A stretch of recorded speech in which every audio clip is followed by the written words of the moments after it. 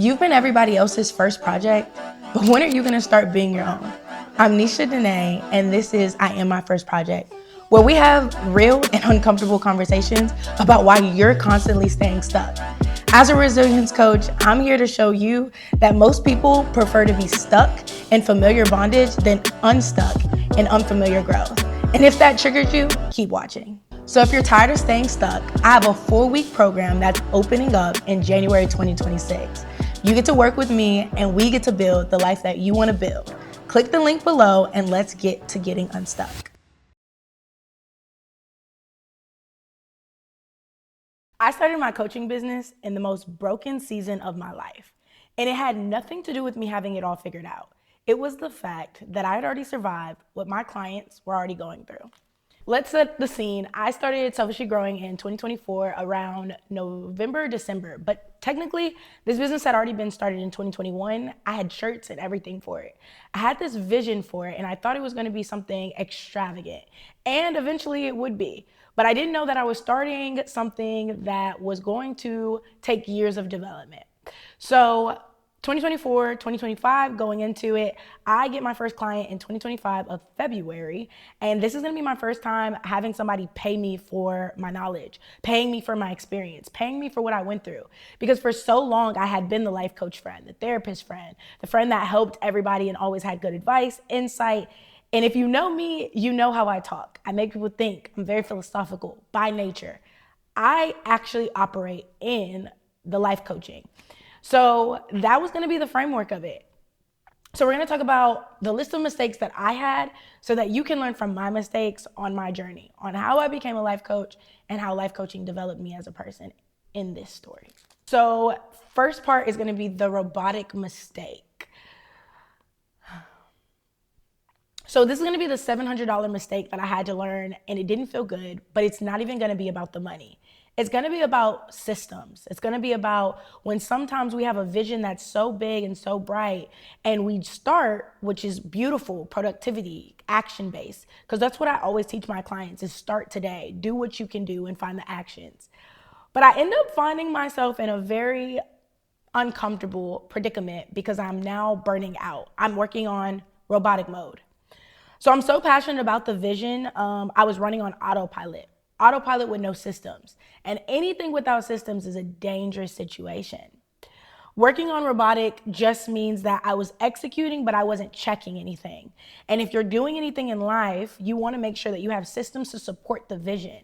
And I had a vision with no systems to hold the weight. So it was going through my hands. I was posting the content, I was showing up for the clients, but in reality, I wasn't making sure I was getting paid. I didn't have a portal. I didn't have the organization on the other side that would hold up the vision, hold up the system, hold up the company.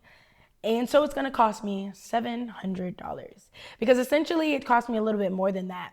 Technically, it cost me $800 because I went unpaid for 2 months or a month and a half from both clients that I was working with at the time because I wasn't checking the system. I was just checking the boxes of seeing them, showing up for them, and being the life coach that I felt like they needed. So yeah, to work for an entire month for free. So the real mistake isn't even about the $700. It was operating on a system without checks and balances. It was being so focused on the impact that I ignored the infrastructure.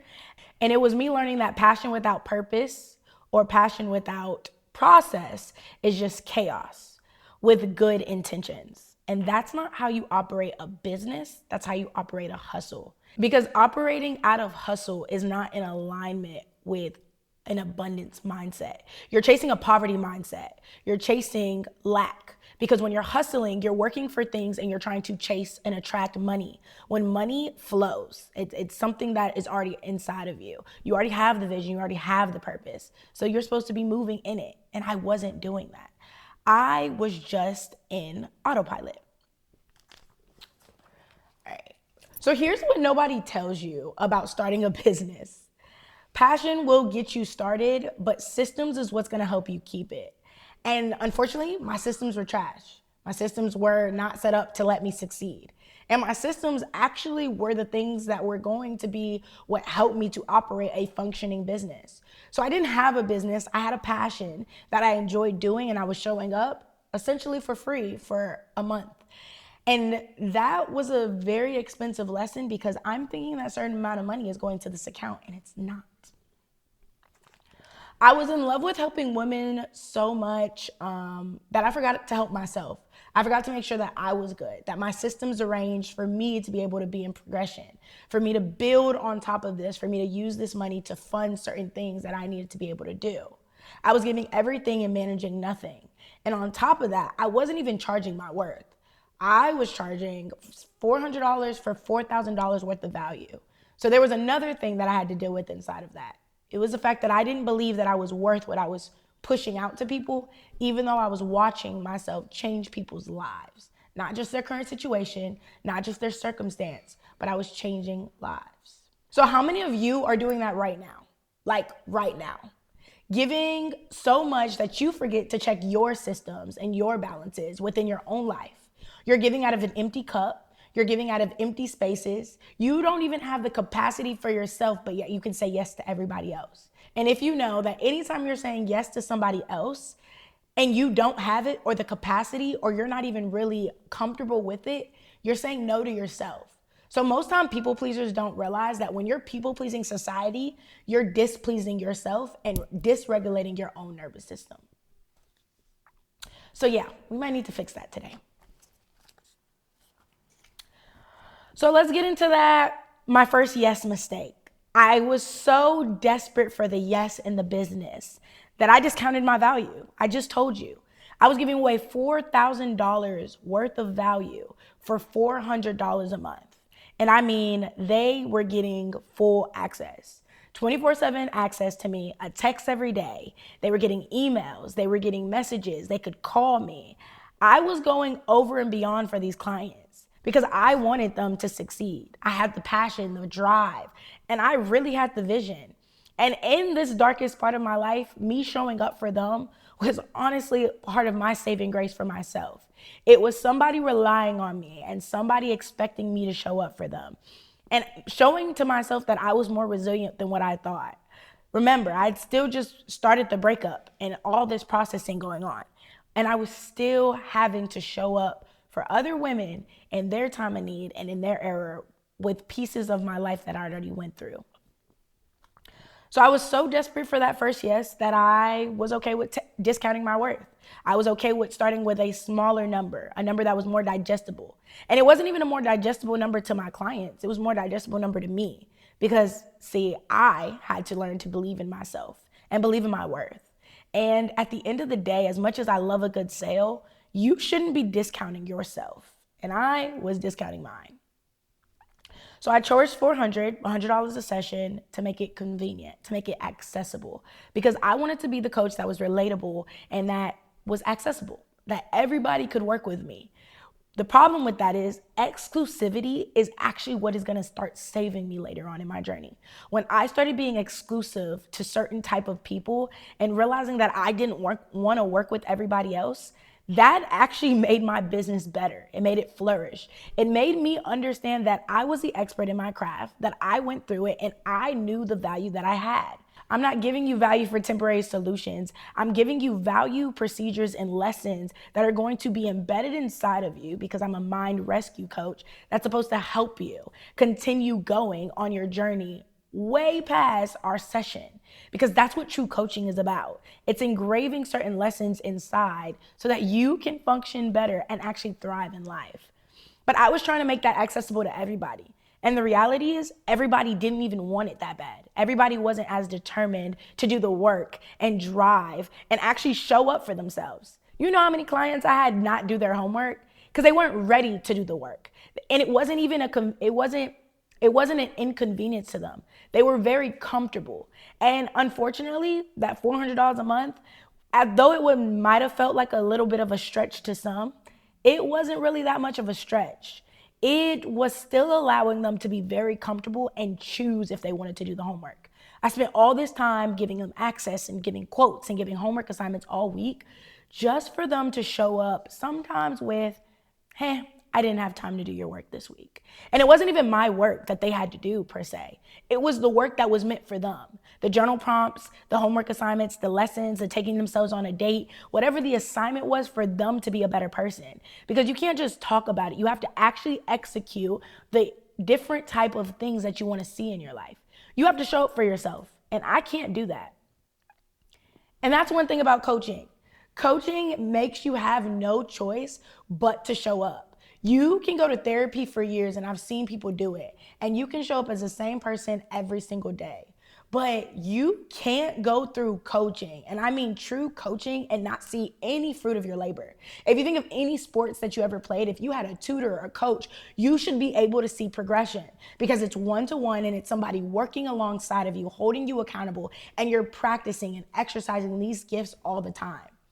So where in your life do you feel like you need a coach? Not therapy. You've talked it through 1,000 times. You've done all the procedures and checked all the little boxes. But where are you actually exercising change in your life? Because again, as always, Albert Einstein said it, the definition of insanity is doing the same thing over and over and expecting a different outcome. But so many of you are practicing the same habits and the same form of consistency every single day and expecting discipline to smack you the next day. That's not how it works. You don't have a consistency problem, you have a discipline problem. So when are you gonna do something about it? So with that lesson, there was a lot of stuff that I was getting from it and a lot of lessons that I had to learn from that. So I was getting 1,000% of the value of me from me, and I was giving that to my clients. But I wasn't getting 1,000% commitment from them. Because when someone or something costs nothing to you, it's not worth anything. And that was the hard lesson that I had to understand. That even though I knew what I was pouring into them and I saw the value, and they were even seeing the value, that it didn't necessarily mean that they were going to be as accepting or grateful for what it was. And I wasn't charging my worth for the forever life that I said I wanted. Although I was passionate about it, I had a vision for this life coaching business. Not only did I want to save so many women's life and be an impact for them, I also wanted to create a structure and a legacy for myself. Something that I had that I created from my stories and the mess that I created in my life or was presented with in my life to be a message for so many women because I knew the impact that I had. I knew that when I went places, I added so much value. And so now I was courageous enough to put a value on myself, to put a price tag on the lessons and the circumstances that I went through.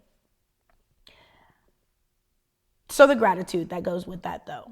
Those ladies gave me my first yes, and I'm always gonna be grateful for that. It was a beautiful, beautiful experience. I'm so grateful for them because they believed in me more than I believed in me, even though I wasn't charging my worth. They believed that I could help them through so many things that they experienced. And both of these ladies were 10, 15 years older than me. And I had been through most of their life in the short span that I was living. So sometimes I always used to ask, why God, why me? But sometimes my experiences were able to expedite me so that I could work with so many amazing women. But I also learned I was giving out of depletion and not overflow. I was working out of lack and scarcity. And if you know anything, I always talk about operate in abundance. So I wasn't following my own procedure because I didn't know about the systems yet. So let me tell you something about undercharging. It's not a generosity thing and you're not doing anybody a favor except discounting yourself. It's actually self-abandonment. Though every time that you try to give a discount to anybody that says they believe in you and believe in your mission, and it's actually you undervaluing yourself. You're the one that's discounting you first. Nobody can put a discount on you if you don't allow the tag to stand. And when you decide to put a $400 price tag on a $4,000 business, you actually create resentment. I was very resentful of my business for a while because it wasn't getting me to where I wanted to go. Yes, I was making more money hourly than my main 9-to-5 job, but I was still leaving so depleted because I knew that I was giving so much energy and so much time to these ladies, but I wasn't charging for that value. And the reality in my business, in my industry, change is hard. And to put a price on change is very difficult. The reality was, if I wasn't charging my clients what they needed to be charged, they didn't really feel like they had to show up. They didn't have to do the homework. They didn't have to do the assignments. And they didn't have to give 100% because it wasn't something that was really stretching them to want to get out every piece of benefit that they could from the program. And so that opened my eyes up to realize that exclusivity was what I was going to end up going for. I was going to chase the freedom and the value that I knew I was worth while still being able to work with women that actually wanted to work with me.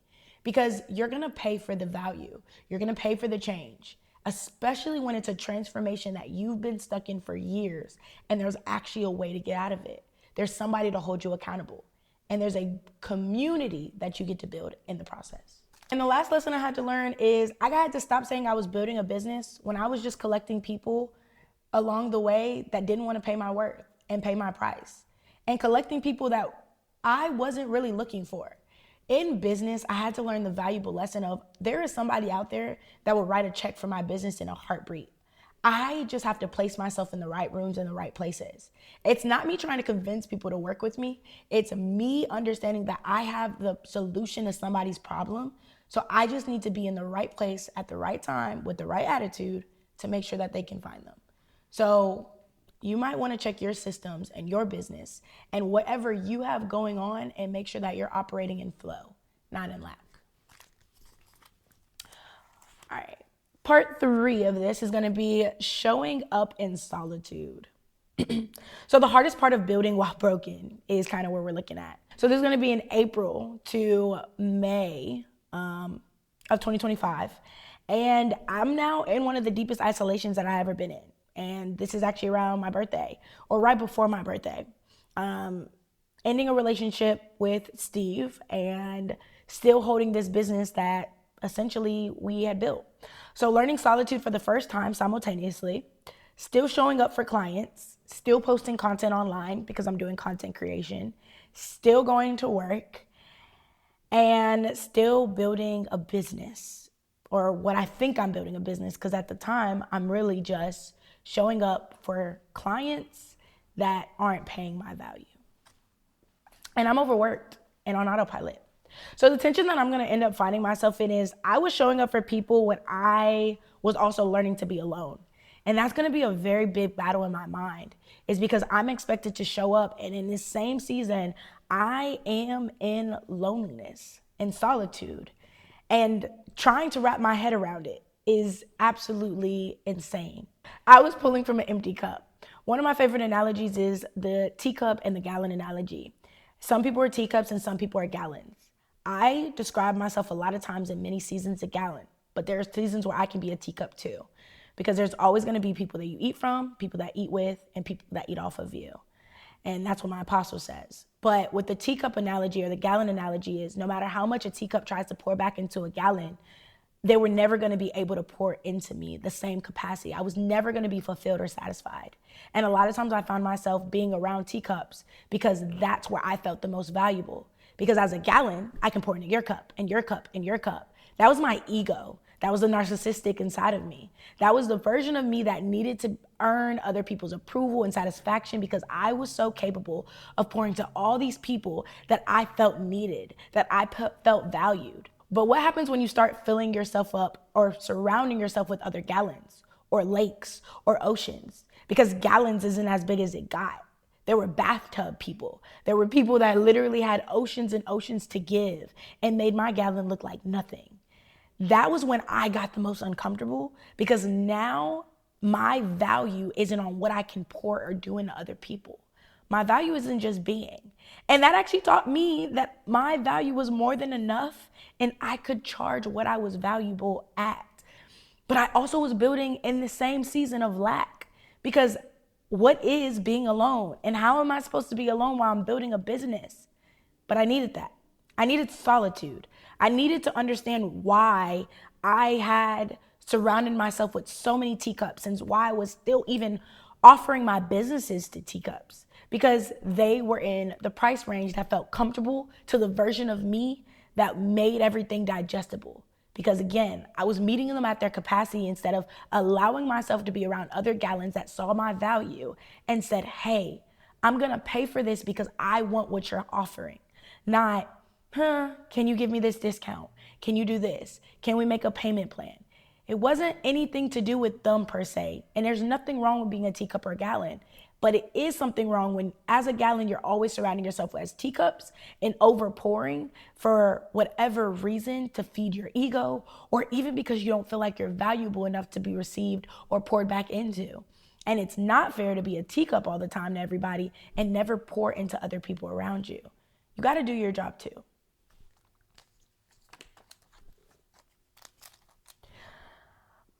In this season, I also learned like I couldn't quit though. Like as depleted as I was, as drained as I was, as undervalued and overworked as I was, quitting wasn't an option. It wasn't logical, and success was the ultimate goal.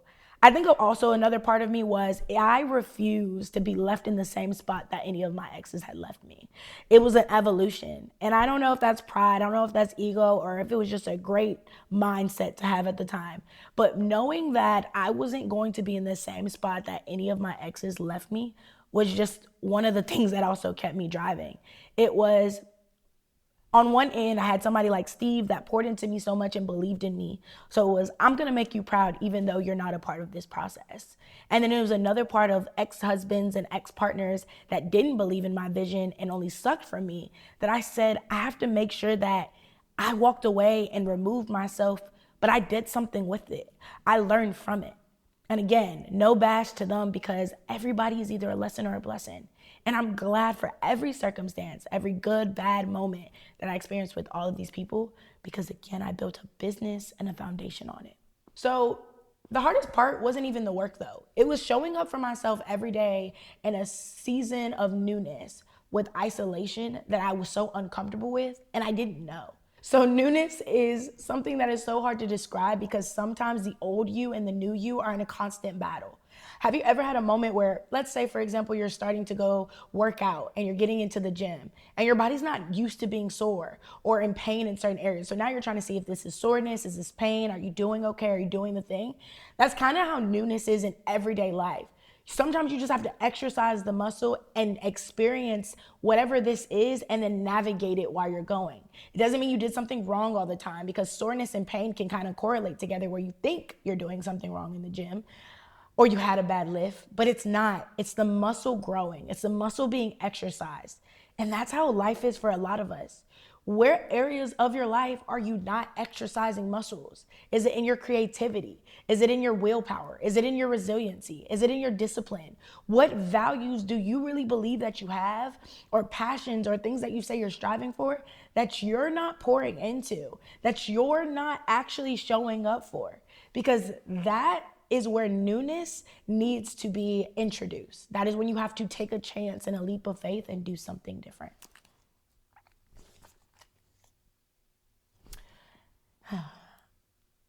But out of all the lessons I learned, my business is what's going to actually save me the most in this season. In isolation, my business and showing up for my clients. And I had told one of my clients that I was going to quit. And I remember the phone call. She said, oh no, you can't quit. I need you. Like I don't know what I would do in this season without you right now. Like I need what you're offering. And that was the first time I understood the value, my true value from my client's perspective. That I knew I had something that was actually helping her to the point where she really believed, like, I need whatever this is, whatever knowledge, whatever resource, whatever you're pouring into me. And now she's thriving. She's doing amazing. For years and years of therapy that she's been doing, we were able to reconstruct something so beautifully in 4 months of time.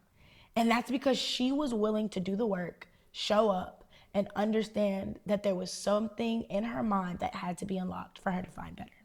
So what needs to be unlocked in your mind for you to find your better? So last is gonna be the partnership contrast.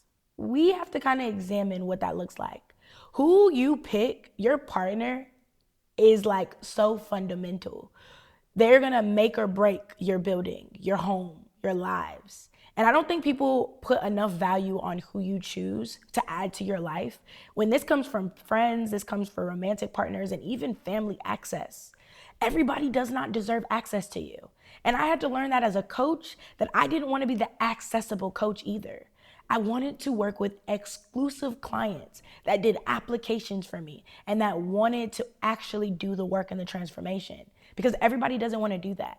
But that also goes for partnerships. And one of the best analogies that I'll use is, if you're an A+ student, and one of the analogies that I love to use is, if you're an A+ student, why wouldn't you want another A+ partner? Because if you get a C+ partner or a B+ partner or even a D+ partner, the level of what to expect is not going to be the same. What they're okay with turning in, the mediocrity or the way they show up for themselves, is not going to be equivalent to how you show up for you. So that's kind of what I learned, even in building myself and building my business. So we have the ex-husband and we have Steve. Not in a comparison format, but also in a comparison format. Let's just kind of be honest. My ex-husband treated my vision as a thing for me. It was a me thing. It was just something that I wanted. He believed in my capabilities to make it happen because he seen me make multiple businesses for him happen. And he loved the ambition and the drive inside of me. But that was kind of the biggest problem with that. It was just belief from a distance. And you're going to see the comparison in a second. It was no watering, no support, and no resources. He didn't grow my business or fund into my business. He just believed in me because he knew what I was capable of doing. I was on my own while I was trying to build my business. And that's probably why it didn't transpire in 2022 when I first started, because I didn't have the support. I didn't have another me. Then we're going to meet Steve. And Steve is going to be a completely different experience. He treated my vision as a me thing, and he let me do my thing, but he also walked alongside of me. He gave me resources, people. He started showing me different things and expanding my mind, and also telling me that I wasn't charging enough. When I told him my price at $400, he actually looked at me like I was crazy. But he also understood that I was building from a lack of faith and had to find some type of grace or middle ground with me.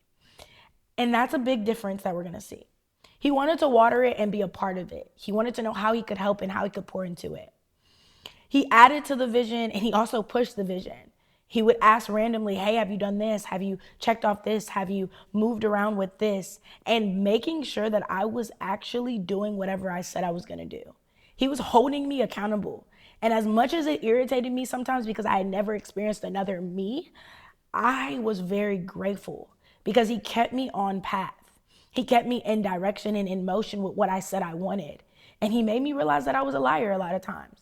I said I wanted something, but my work ethics weren't always showing that, because I'd rather do this than that, or I was choosing to go here instead of stay here. It was me having the inability to say no to some of the functions when I was trying to still operate in, well, I don't want it right now. But yet I kept saying about this dream life that I wanted. But my work ethics, Steve was a mirror to show me that you might not want the life that you say you want as bad. And it was very uncomfortable having a partner being able to expose that for once, because it felt like I was always exposing that in everybody else. But he definitely made me believe it was possible. So we're grateful.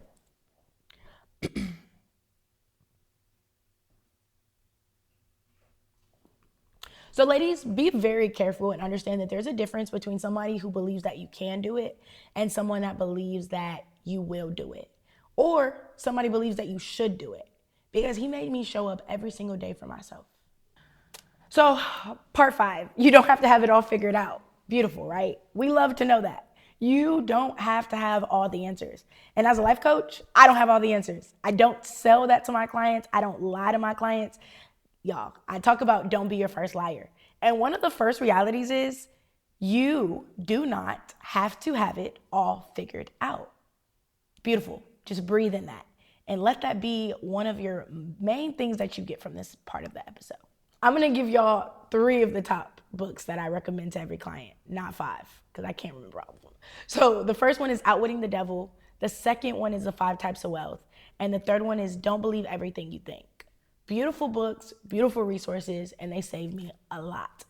Also, a lot of self-development podcasts that I was just listening to, and really just understanding, going back to reading my journals. I went back to journals that I had been writing for years because I've always been a writer. poetry, journals, songs, but they all had some type of lesson in them. Because sometimes you just have to go back to the foundation, the origin of who you were as a person, and kind of pick up where we're at. So one of the things that I learned is the concept of anti-goals. And anti-goals is going to save me. This is going to come from the 5 types of wealth. Anti-goals are the things that you avoid at all costs on top of making your goals. Because a lot of times we have a goal, but we don't always have tunnel vision for the goal. We kind of lose ourselves in that. So make sure that you have a pen and you write this down, or you put a mental note up here to remember to create your anti-goals next time you create your actual goals. Because these are the things that you want to avoid at all costs. These are the things that are going to end up distracting you along the way. And on our goal mission, we don't have time for anything that is not a part of the mission. You're going to have to put that on day 2, day 3, or another chapter in your book. Because remember, we're co-authoring the story. So make sure that you're focused on the page that you're at and stay where your feet are planted. So anti-goals are not focusing on what I had to have figured out. I couldn't focus on what I used to have. I couldn't focus on the old resources, the old people, the old systems, the old method. I had to focus on what I had in the present. Because I was so focused on the past version of Nesha and what my past life looked like, I was missing the present moment of where I was at, the resources I had, and I was actually missing a sense of gratitude. But I didn't have to have it all figured out either. Understanding that I didn't have to have all the answers for once got rid of that perfectionism, got rid of that weight of being the burden and the answer and the problem and the solution all in one to me. I could be clueless about things. I could be new to things. I could not have experience in things, and that was okay. There was permission to figure it out. And I don't think I ever knew that that came with freedom. Freedom sometimes is being able to understand that you have the power of choice and free will, but with that comes the ability to think for yourself. And I never experienced that before because if you know, the relationships guided me or religion guided me. So Nesha didn't know how Nesha's brain worked for herself. She was always used to needing a second, third, or even a fifth opinion. Every time a decision came up, it wasn't just trust my gut because I didn't trust myself. It was trust the pastor. It was trust the pastor's wife. It was trust my sister. It was trust my partner. But now, for the first time ever, I was able to trust myself and learn to trust myself by making mistakes. The limitations I was creating in my mind weren't real. There's no lack of money. There was no lack of resources. There was no lack of content. There was no lack of ability. It was all created. I had created a ceiling inside of my mind and I was running rapid with it. I wasn't raising the ceiling up. I was actually lowering it down with my own negative thoughts. Again, I was talking to myself probably worse than anybody else could talk to myself because we are our first liar, but we're also our worst critics. And I was disgusted with certain versions of myself, but I had to let that go. I had to understand like, hey, this is where we're at and your mind is your ceiling. So we're gonna take the ceiling off and we're gonna progress. So the anti-goal for that was stop putting a ceiling there. You can't keep letting your mind be the ceiling. And the other one is they were just fears dressed up as strategy. I kept trying to say that everything was strategy and I would always sugarcoat a lot of things. Again, my first liar. I've experienced it because I was lying to myself while building a business. I was lying to myself while being in relationships. I was lying to myself in church. I was a liar to myself over and over and over again. And you're a liar to yourself too. Because remember, this episode ain't just about me. I'm not just exposing my mistakes. I'm pulling you into me. I'm pulling you into my world so that you can experience things that you don't want to have to confront. But it's okay. I've confronted them both for us, and you can sit and listen. So don't cut me off now because you don't want to hear the truth. But you're a liar too. And the quicker that you understand that you're a liar and that you've been lying to yourself and that your habits and your patterns expose that, so whether you want to face the reality or not, or even where you're at right now, the vision, the dreams that you have, you're not progressing for it. Those are all anti-goals. Those are all things that you're not even dealing with yet for you to get to where you want to be. So let's start changing our decision and our habits so that we can progress. So the real qualification for me at this time was I had already lived so much of the life that I was already trying to life coach through. I had already been married and divorced. I had served in the military. I lost a parent.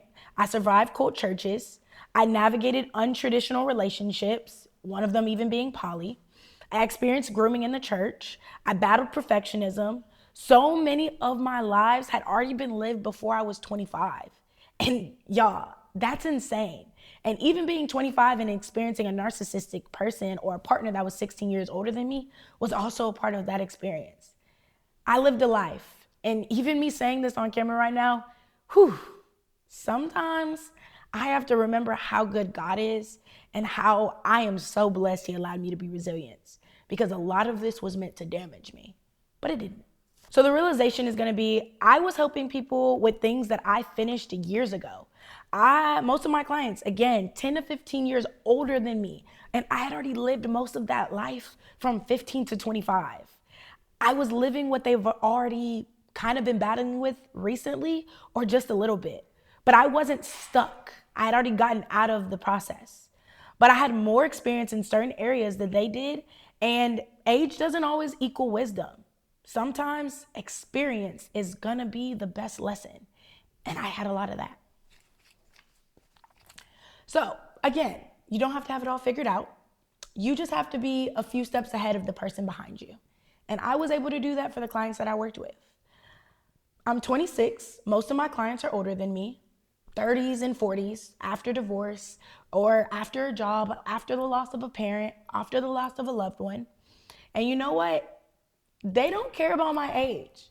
They're not worried about what age I started or how old I am. And in fact, they're often like, dang, you experienced so much life and you're still here.